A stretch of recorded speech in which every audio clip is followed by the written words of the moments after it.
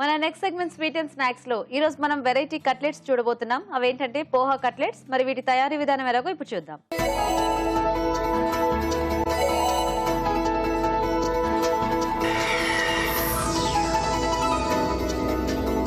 So రాజు గారు, ఇప్పుడు poha cutlet. అవునండి. జనరల్ గా పోహా అందరు చేసుకునేదే. ఇప్పుడు మీరేంటి పోహాతో కట్లెట్ చేస్తారా? అటుకులు మెయిన్ గా ఇక్కడ మనం యూజ్ చేసేది. సో హిందీలో పోహా అంటే ఆ డిష్ ని కూడా పోహా అనే పెట్టేసేసారు. అవును. సో అటుకులతో కట్లెట్ అండి చాలా బాగుంటుంది. కొంచెం సాఫ్ట్ గా పైన కొంచెం పైన లేయర్ అంతా కొంచెం క్రంచిగా కొంచెం డిఫరెంట్ టేస్ట్ లో చాలా బాగుంది. ఓకే, మరి పోహా కట్లెట్ తయారీకి కావాల్సిన పదార్థాలు ఏంటో ఒకసారి చూద్దాం. పోహా కట్లెట్ తయారు చేయడానికి కావాల్సిన పదార్థాలు: అటుకులు 1 కప్పు, ఉడికించిన బంగాళదుంపలు 2, తరిగిన ఉల్లిపాయ 1, తరిగిన పచ్చిమిరపకాయలు 2, తరిగిన జీడిపప్పు 1/2 కప్పు, పోపు దినుసులు 1 టీ స్పూన్, పసుపు చిటికెడు, ఉప్పు తగినంత, నిమ్మరసం 1 టీ స్పూన్, కొత్తిమీర కొద్దిగా, చాట్ మసాలా 1 టీ స్పూన్, నెయ్యి 2 టేబుల్ స్పూన్లు. ఇప్పుడు మనం ప్రాసెస్ చూద్దాం. సో స్టార్ట్ చేద్దామా రాజు గారు? ఓకే అండి. సో దీనికంటే ముందు ఏంటంటే పోహా అనుకున్నాం కదండి అటుకులు. సో వీటిని రన్నింగ్ వాటర్లో బాగా కడిగేసుకోవాలండి ఎప్పుడైనా మనం ఏ డిష్ చేసుకున్నా. సో ఆ వాటర్లో మనం కడుగుతున్నప్పుడు ఆ వాటర్ ఏంటంటే మనం వాటర్ తీసినప్పుడు ఆ వాటర్ అంతా కూడా కొంచెం క్లియర్గా ఉంటే అప్పుడు దీనికి పైన ఉన్న కొంచెం ఆ డస్టింగ్ అదంతా కూడా మొత్తంగా వెళ్ళిపోయింది అన్నట్టుగా గుర్తుంది ఇది. ఓకే, సో అలా క్లీన్ చేసేసి కొంచెం ప్లేట్లో ఆరడానికి నేను అలా వేసి పెట్టేశాను. సో కొంచెం మనకి ఇలా పొడి పొడిగా వస్తుంది. సో ఇలా రెడీ చేసి పెట్టేసుకోవాలి ముందు. సో కొద్దిగా నెయ్యి వేసుకొని ఇప్పుడు అది వేయించుకోవాలా? కొంచెం పోపు వేస్తున్నాను.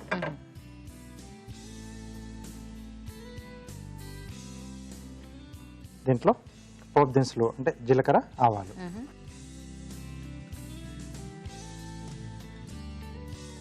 సో కొంచెం ఆవాలు చిటపట్లు ఆడుతున్నప్పుడు సన్నగా తరిగిన ఉల్లిపాయలండి. సో కర్రీ కంటే కూడా కొంచెం చిన్న చిన్నగా తరుక్కోవాలి కట్లెట్స్ కాబట్టి. అలాగే తరిగిన పచ్చిమిరపకాయలు,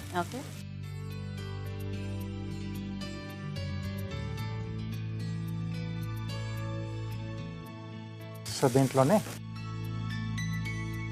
కొద్దిగా పసుపు. ఇవన్నీ పేస్ట్ లో చేసేసి ఆ పేస్ట్ వేయించుకుంటే ఎలా ఉంటుంది రాజు గారు? ముద్దగా వస్తుంది. అంటే కలవదా దాంట్లో? కలుస్తుంది, బట్ కొంచెం ఇలా ముక్కలుగా తగులుతూ ఉంటే బాగుంటుంది కట్లెట్స్ లో. సో ఉల్లిపాయ కూడా మొత్తంగా వేగనక్కర్లేదు మనకు, కొంచెం వేగితే చాలు. కొంచెం ఆ పచ్చిదనం తెలుస్తూ ఉండాలి మనకు. ఓకే, సో దీంట్లోనే తరిగిన జీడిపప్పు,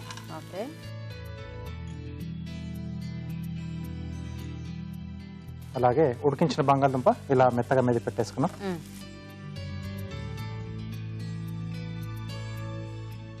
సో ఇక్కడ స్టవ్ ఆఫ్ చేసుకోవచ్చండి. సో దీంతో పాటుగా అటుకులు కూడా. సో అటుకులకు కూడా మనకు కంపల్సరీ ఇది ఉండాల్సిందే, బంగాళదుంప.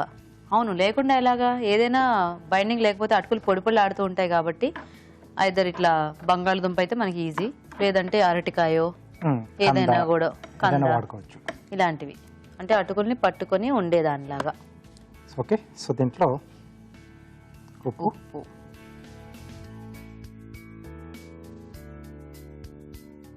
కొద్దిగా నిమ్మరసం,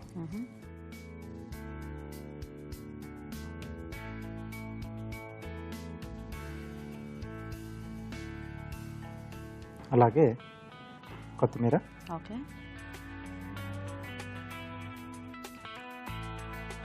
చాట్ మసాలా. సో ఈ చట్పటా టేస్ట్ బాగుంటుందా? చాలా బాగుంటుంది. సో ఇదంతా బాగా కలిపేసుకోవాలి. సో కొంచెం చల్లారిన తర్వాత మనం కట్లెట్స్ లా చేసేసుకోవచ్చు. ఎందుకంటే అటుకులు కూడా అంతా కొంచెం కలవాలి కదా బాగా దీంట్లో. రాజుగారు కలిసిపోయిందా? ఎస్ అండి. ఇది యాక్చువల్ గా స్పూన్ వేసుకుని ఇలా తినేయొచ్చేమో. బాగుంటుంది కదా, ఇలా కూడా బాగుంటుంది. సో పైన వేడి పెట్టేసుకుందాం. ఒక స్నాక్ చేసుకోవాలనుకున్నప్పుడు మధ్యలోనే ఆకలేస్తే దాన్ని సగంలో ఇలా తినేయొచ్చు అనమాట. అంటే కట్లెట్స్ కదా ఒక బెనిఫిట్ మనకి. నైస్. అంటే రాజుగారు ఇప్పుడు మామూలుగా డీప్ ఫ్రై చేస్తే ఇట్లా అటుకులు ఇలాంటివి క్రంచీగా అవుతాయి కదా, మరి పాన్ ఫ్రైకి అంత క్రంచీగా అవ్వదా? కొంచెం పైన వస్తాయి కదండి, పై లేయర్ కూడా కొంచెం క్రంచీగా వస్తుంది. ఓకే, కాకపోతే డీప్ ఫ్రై అంత క్రంచీనెస్ రాదండి.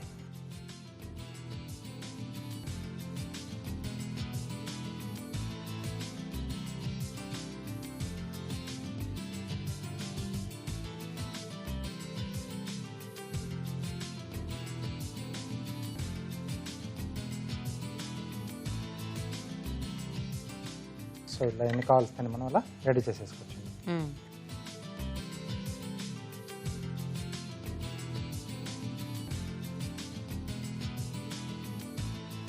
ఓకే అండి. సో మనకు షేప్ అనేది మన ఇష్టం అండి. యా, కాకపోతే ఈ అటుకులతో కాబట్టి కొంచెం చక్కగా రౌండ్ షేప్ అయితే ఈజీగా చేసుకోవచ్చు. అంటే ఇట్లా బయటకు వచ్చేయకుండా బాగా వస్తుంది. ఈ జీడిపప్పులు కూడా బాగా అనిపిస్తుంది. అక్కడక్కడ మనకు మధ్యలో తగులుతూ చాలా బాగుంటుంది ఆ టేస్ట్ అనేది. ఇప్పుడు వేయించుకునేటప్పుడు ఏమైనా బ్రెడ్ పౌడర్ అట్లాంటి వాటిలో అద్దుకుంటే ఎలా ఉంటుంది రాజు గారు? ఇంకొంచెం క్రంచిగా రావాలి, ఆ టేస్ట్ కూడా యాడ్ కావాలనుకుంటే యాడ్ చేసుకోవచ్చు. పర్వాలేదు కదా? అంటే ఇట్లా పాన్ ఫ్రై చేసుకునేటప్పుడు కూడా మనం అట్లా చేసుకోవచ్చు. సో నేతితో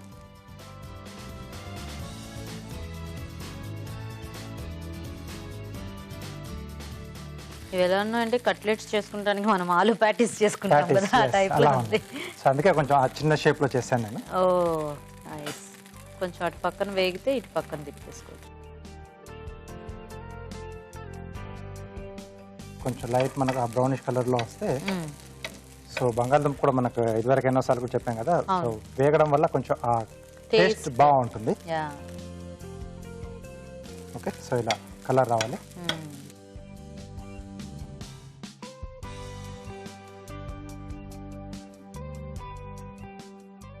ఓకే, సో ఇటువైపు కూడా కొంచెం ఈ కలర్ వచ్చేసినట్టుగా మనకు వేగితే సరిపోతుందండి. సర్వ్ చేసుకోవచ్చు. ఓకే, సో ఈలోగా కార్వింగ్ స్టార్ట్ చేస్తారా? ఓకేనండి, సింపుల్ గానే చేస్తున్నాను. ఒక స్లైసెస్ లా కట్ చేసి ఒక ఫ్లవర్ షేప్ లో మనం అరేంజ్ చేసుకున్నాం.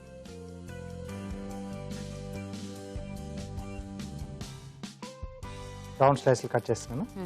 ఈ కట్టేయచ్చేమో? కట్టేయచ్చు. ఏమన్నా ఎన్ని స్లైసెస్ అని కట్ చేసుకోవాలి రాజు గారు? ఎన్నైనా పర్వాలేదు? ఎన్నైనా పర్లేదండి. ఓకే,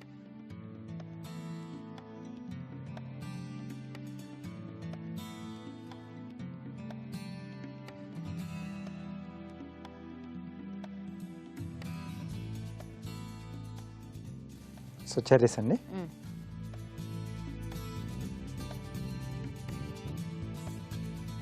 సో అందుబాటులో ఉంటే చేసుకోవచ్చు, లేకపోతే మనకు టమాటో ముక్కలైనా లేకపోతే క్యారెట్ అయినా ఈ షేప్ లో కట్ చేసుకుని మనం అరేంజ్ చేసుకోవచ్చు.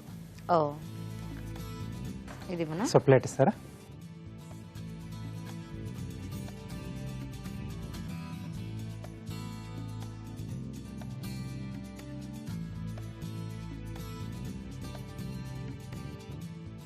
కొంచెం దూరం పెడతాను.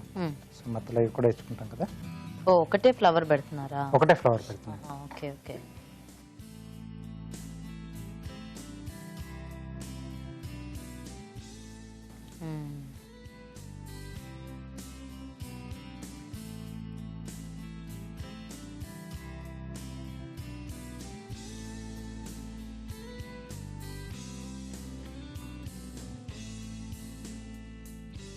సో కలర్ కాంబినేషన్ అనేది కొంచెం బాగుంటుంది మనకు. ఓకే,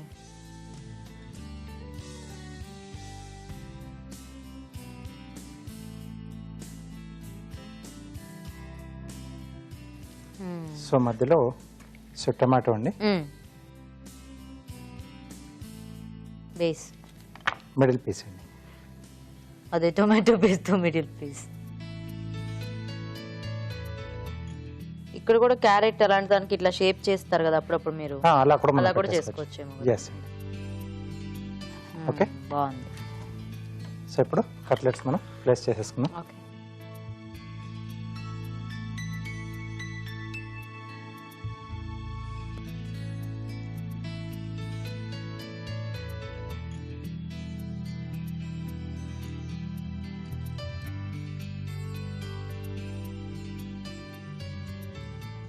ఓకే అండి, పోహా కట్లెట్ రెడీ. నైస్.